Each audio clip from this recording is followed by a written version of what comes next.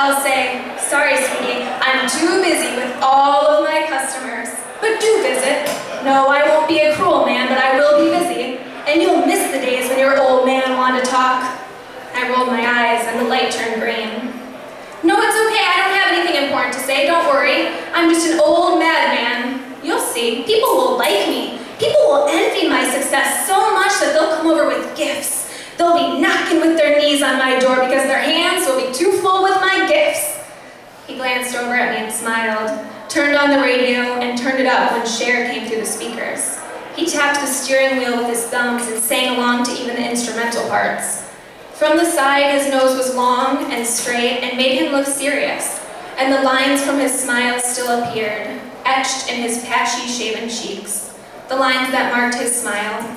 His light eyes squinted at the road ahead, and I looked ahead too, touching my face to feel if I too had those deep smile lines. He worked for Sears, sold appliances there. 2 Christmases ago, at Christmas time, he was awarded for best refrigerator sales. They took his picture and gave him a handwritten certificate on construction paper. He had hung it in the kitchen next to the pantry with Scotch tape. They spelled your name wrong, I said. He turned his head, seeing the misspelling for the first time. So they did. I guess Roger should have a D in it. I was 11 and quiet. My father had moved down to Florida after the divorce, bought a bungalow and painted it yellow with a purple porch. For dinner, he microwaved frozen chicken patties, emptied canned tomatoes in a corner of my plate for my vegetables. My mother would have said, Christ almighty, your first night together after a year apart and he can't cook? I don't want to be critical, but how hard is spaghetti? I didn't mind. I liked chicken. Hot sauce? He asked before he came to the table. He asked before every meal, and my answer was always the same. No, thank you. Like we were at a restaurant.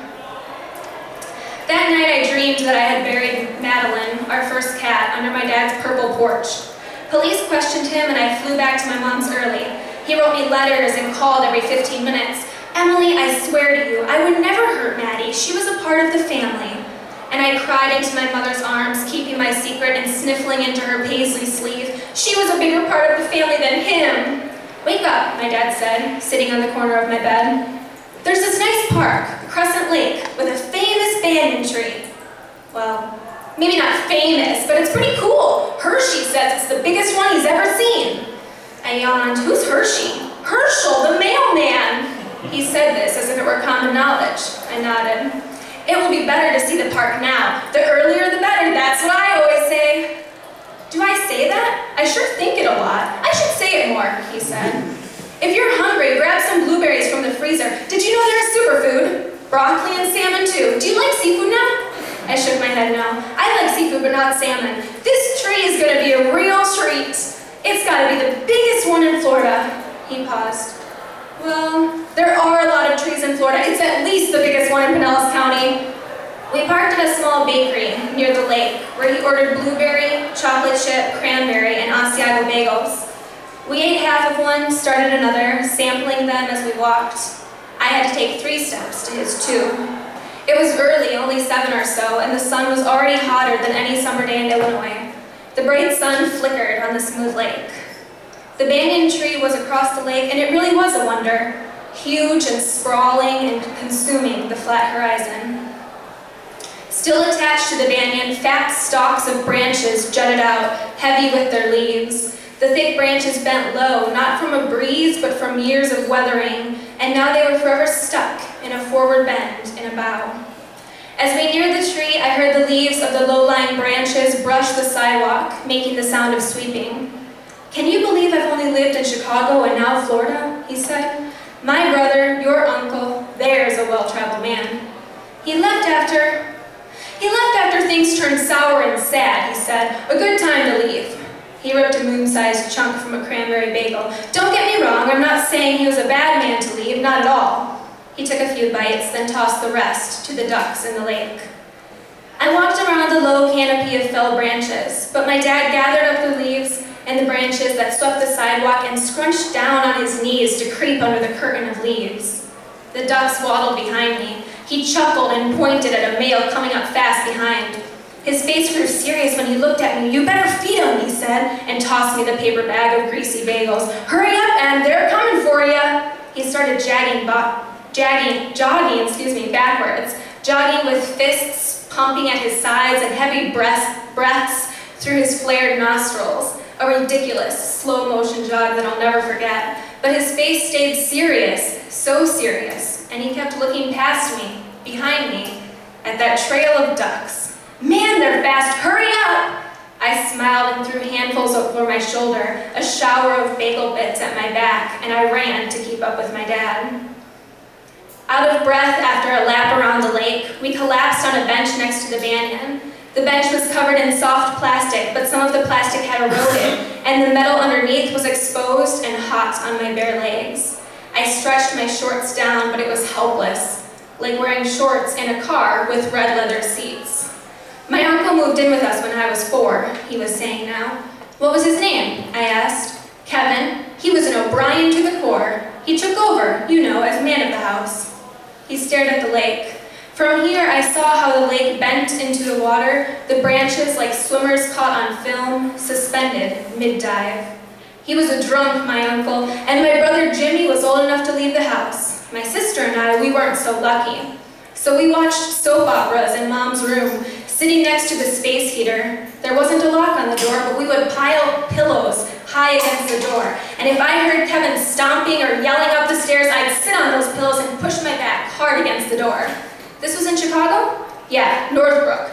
But by God, my mother loved Kevin. She had loved my dad so much, packing him lunches, making his favorite foods, hated when he drank bourbon, but bought it for him anyway. And wouldn't you know it, she loved Kevin like that too. They made her laugh with their stories and their jokes, the dumbest jokes, bar jokes. But she looked at them like they were celebrities. He looked at the sun and the water. He wasn't always so bad, but after the shooting, everyone changed. Coping is what the therapist said. We had our different ways of coping, and Kevin's was booze. We were too young, Maggie and I. We didn't get it, not really. It just felt like 2 Christmases that year, what with the casseroles and the stews, brownies and cookies and pies like we'd never seen. Mom took up baking too. I would catch her staring at her hands in the sink a lot, scrubbing with yellow dish soap and one of those wire sponges. I'd say, "Can we go to the park?" But she didn't even flinch. Just went ahead scrubbing, the suds growing, and I'd help myself to the latest sweet. Jim didn't visit.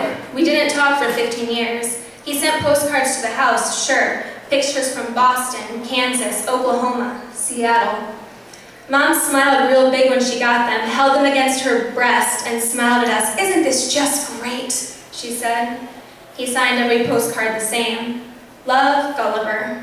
So that was the first book I read, Gulliver's Travels. I highlighted just about every sentence of the damn thing that the library refused to take it back. Charged me a quarter. I remember I only had a nickel. They accepted. His eyes glossed over me, and a smell brushed his lips and disappeared. He was one of the decent ones left, my brother. Did his best with what he had, and it's all any of us can do. My brother Jimmy, my brother Gulliver.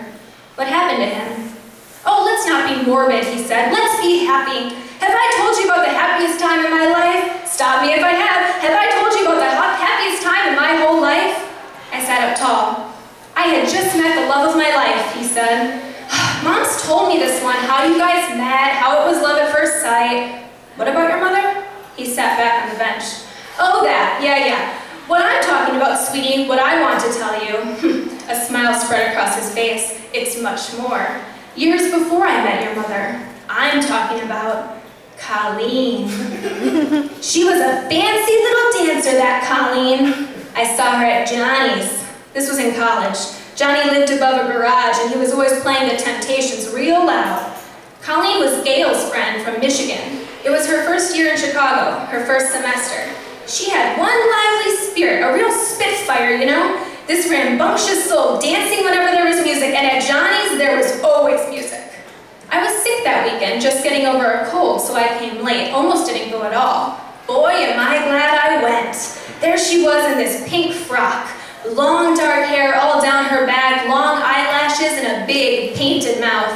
She didn't smile when she saw me watching her, but she stuffed her hands in her pockets. These little bitty invisible pockets on the side of her dress. She was stiff, you know, tense. and that's how I knew. That, I said to Johnny, now that's a woman. But she didn't like you? I asked. Like me? Don't be silly, she adored me.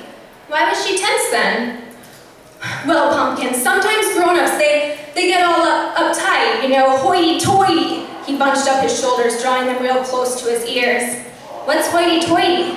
It's not important, see. What's important is what comes next. I slam a shot of whiskey with Johnny, but still I don't have the balls to talk to her. You wouldn't guess it, but I'm a shy guy. Oh yes, you wouldn't think so, but I'm as shy as a butterfly. God's honest truth. So Johnny pours me another, and before I know it, I'm bopping over to this fox in a pink dress like I'm none other than Frank Sinatra. Now, I know you haven't seen many of my dance moves, but I was pretty slick in the day, if I do say so myself. He jutted his lips out, flexed his biceps, and moved his head like a chicken, pecking for seeds. He swayed on the bench next to me, nudging me a little, and started working his shoulders in these ridiculous circles. Ba-bum, ba-bum, ba-bum, ba-bum, he sang. I looked around the park. A woman jogged past and smiled at me with sympathy. He stood and watched backwards, away from me, still the circle shoulders. He squinted his eyes and puckered his lips even more, pivoting from one foot to the next to show me his muscles, which weren't impressive. He pivoted and turned and shook all over. He was out of breath, his small gut quivering as he turned, and he tried to raise his voice to hide that he was panting. The key is to maintain eye contact, see? Dad, please, I said, but I wanted to hear the story. Let me have this dance, I said to her, and you know what she said? She says, no, let me. I was a goner. A woman never talked to me like that, not before then, not after, and she ashed out her cigarette, sexy and angry-like, and came up to me with those dancing hips. How magical, I said, and pretended to gag. You rodent! And we laughed together. He danced over to me then. How about a dance with your melancholy old man, huh? How about a dance? Oh no, thank you, I said. He didn't care. He just danced in circles alone, his shoes leaving prints in the dewy grass. He had his hands above his head as he turned slowly in the sun. Then he held his hands out in the air like he was waltzing with Colleen. After a minute, his face returned to normal. No more squinty eyes or pouty lips. He closed his eyes, dropped his hands to his sides, but still swayed in the bright morning light. Then I heard him whisper, damn you, Colleen. There.